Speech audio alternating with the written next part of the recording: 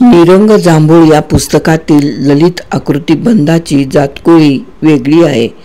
व्यक्तिचित्रणातील घन व्याकुळ बाज आणि आशयाची घुसळून काढणारी शैली ही या लेखनाची प्रमुख वैशिष्ट्ये ठरावीत.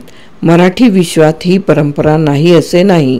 अपेक्षा आणि उपेक्षा या दोन्हीच्या काठावर अस्तित्व टेकवण्याची धडपड चित्र चरित्रात व्यापक होते, ती मुक्त शैली संवादातून. यातील पात्रांचा वर्तमानातील संवाद आणि होणारी घुसमट वेगळा अवकाश समोरासमोर ठेवून उत्कटतेने विचारयात्रा सुरू करण्यासाठी प्रेरणा देण्यास मदत करतो. जीवनाच्या सम्यक रूपाचे कंगोरे त्यातून जरूर कळतात, मनधरणी करतात, आपले होतात. हेच तर निरंग जांभूळचे मोठेपण आहे, भावणारे, अस्वस्थ करणारे.